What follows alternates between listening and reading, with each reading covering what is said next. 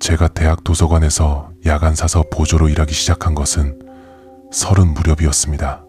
전공과 맞지 않는 일을 전전하던 중 지인의 추천으로 들어가게 되었고, 야간 근무라 조용하고 사람을 상대하지 않아도 된다는 점이 마음에 들었습니다. 문제는 대학 캠퍼스 한쪽에 고립된 오래된 도서관이 근무지였다는 점뿐이었습니다.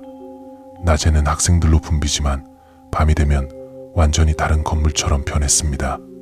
철제 창문은 오래되어 바람이 불면 기묘하게 울렸고, 건물 내부엔 낡은 목재 서가가 촘촘하게 들어차 있어 어둠이 쉽게 사라지지 않았습니다. 저의 업무는 단순했습니다. 반납 도서 정리, 새벽 입실 관리, 야간 열람실 순찰, 장서 파손 여부 확인 같은 것들이었습니다. 처음 며칠은 아무 문제가 없었습니다. 새벽 3시쯤이면 대부분의 학생들이 잠에 지쳐 의자에 몸을 기대고 있고, 복도에는 컴퓨터 펜 소리와 간헐적인 발걸음만 들릴 뿐이었습니다. 저는 이런 정적이 오히려 편했습니다. 책과 종이 냄새가 스며든 건물은 묘하게 안락했고, 이곳에서라면 오래 일해도 괜찮겠다는 생각을 했습니다. 이상한 낌새를 처음 알아챈 것은 어느 추운 겨울날이었습니다. 야간 열람실 점검을 마치고 3층 서고 쪽으로 돌아가던 중 책장 사이에서 기척이 느껴졌습니다. 도서관에는 야간에도 드물게 공부하러 온 학생이 있으니 그러려니 하고 지나가려 했습니다. 그런데 책장 사이 그림자의 움직임이 이상했습니다.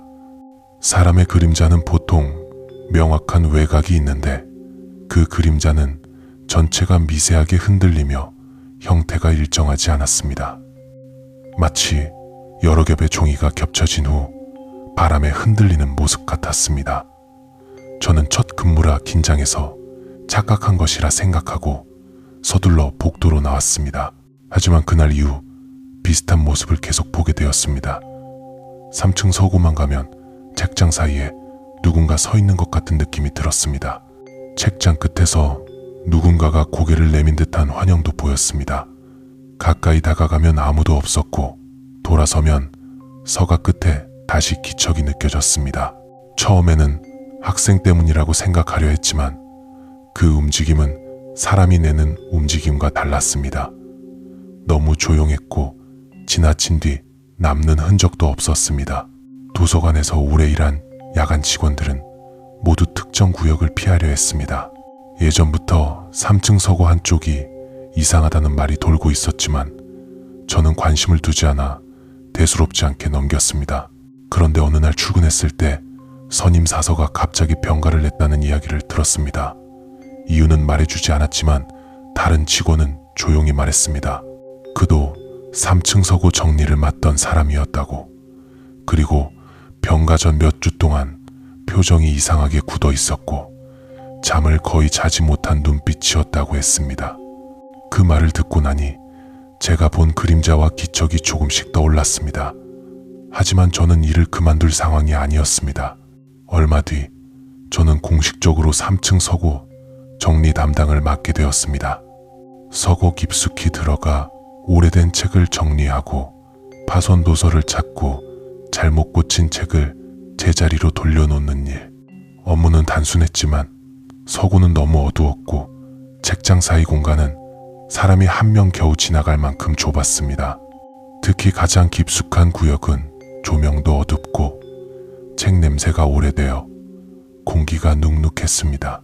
그 중에서도 구역 표시 B27이라고 적힌 곳은 유난히 조용했습니다.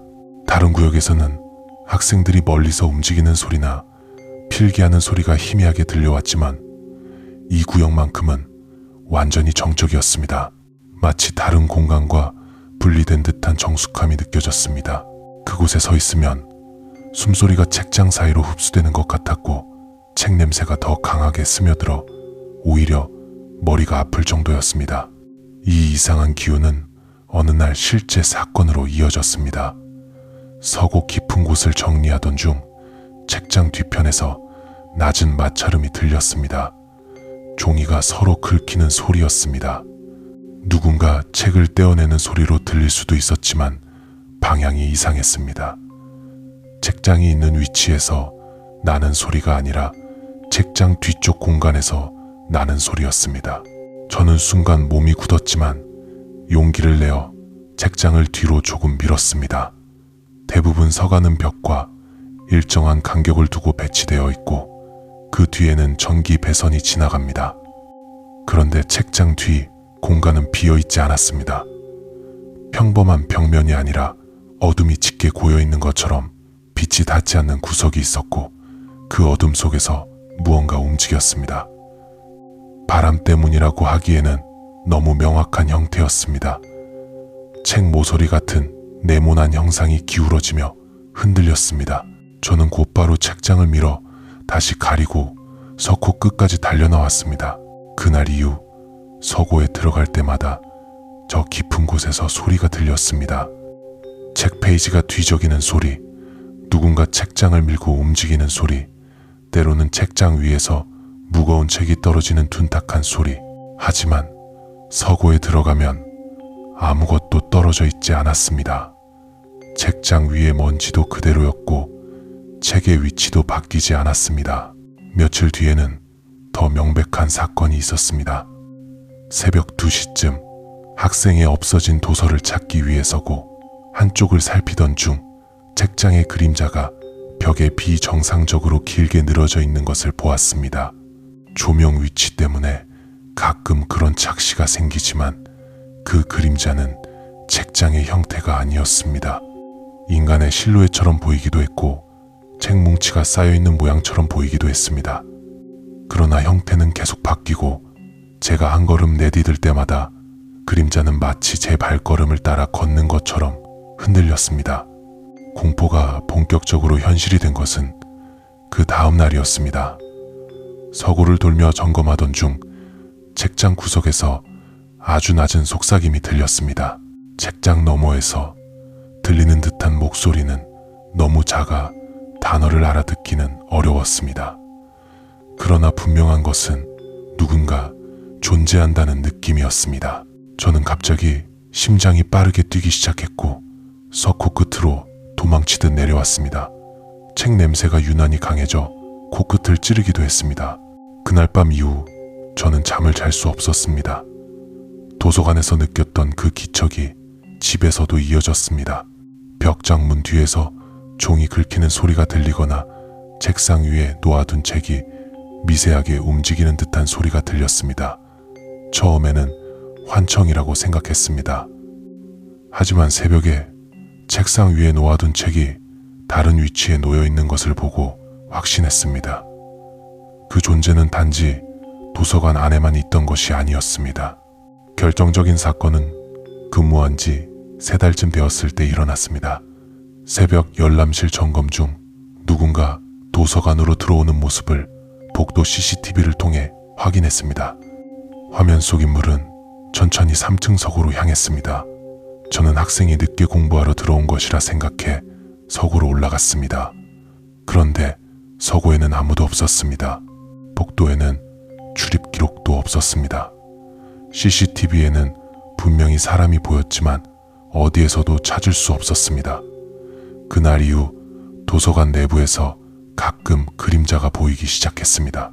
서고 깊은 곳 또는 계단 위쪽에서 책장 사이에서 출입문 근처에서 그 그림자는 항상 책장 그림자와 섞여 형태가 정확히 보이지 않았지만 항상 저를 바라보는 것 같은 느낌이 들었습니다. 마지막으로 일어난 일은 평생 잊을 수 없습니다. 어느 날 서고에서 책을 정리하던 제 뒤에서 갑자기 책장 전체가 흔들렸습니다. 지진이라고 생각해 머리를 숙였지만 흔들림은 계속되었습니다. 책장 사이 좁은 틈으로 길고 납작한 그림자가 스며들어 오더니 책 위를 미끄러지듯 지나갔습니다. 책장 아래 공간에서 무언가 움직이며 기척을 내는 소리가 더 선명하게 들렸습니다.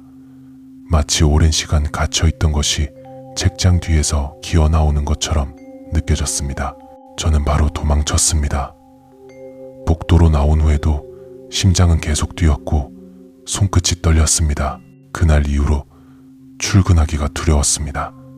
도서관은 이미 단순한 근무지가 아니었습니다. 그곳은 무언가가 어둠 속에서 깨어나는 공간이었고 저는 그 존재를 자극했다는 사실을 점점 깨닫게 되었습니다. 결국 저는 사직서를 제출했습니다. 이유를 물어보는 사람도 없었습니다. 오히려 알고 있었다는 듯 아무 말 없이 받아들였습니다. 그만두고 집으로 돌아온 첫날 밤, 방 한 구석에서 부스럭거리는 소리가 들렸습니다. 책장을 바라보니 책 한 권이 아주 천천히 기울어지고 있었습니다. 창문은 닫혀 있었고 바람도 없었습니다. 그 순간 도서관에서 들리던 종이 스치는 소리와 동일한 소리가 방 안을 채웠습니다. 그때 저는 깨달았습니다. 대학 도서관 서고 깊은 곳에서 느꼈던 존재는 단순히 그 장소에만 머물던 것이 아니었습니다. 제가 책을 만지고 서가를 돌아다니던 그 시간 동안 그 존재는 이미 제 뒤를 따라왔습니다. 도서관에서 떠났다고 끝난 것이 아니었습니다. 책과 종이와 어둠이 스며든 공간이라면 어디든 따라올 수 있는 존재였습니다. 그리고 지금 이 글을 떠올리는 순간에도 제 뒤의 책장에서 종이 한 장이 스치는 소리가 들립니다. 도서관이 아니어도 그 기척은 이어지고 있습니다. 저는 이제 이해합니다. 깊은 밤 책장 사이를 돌아다니던 것은 단순한 그림자가 아니었습니다.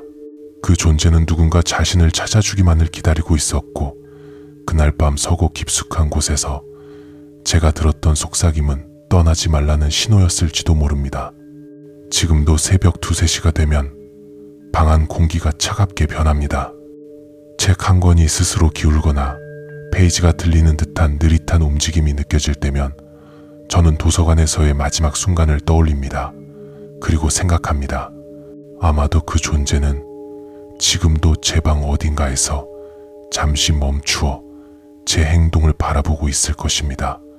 다만 아직 모습을 드러내지 않았을 뿐입니다.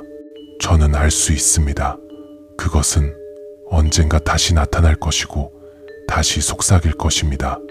이번에는 훨씬 더 가까운 곳에서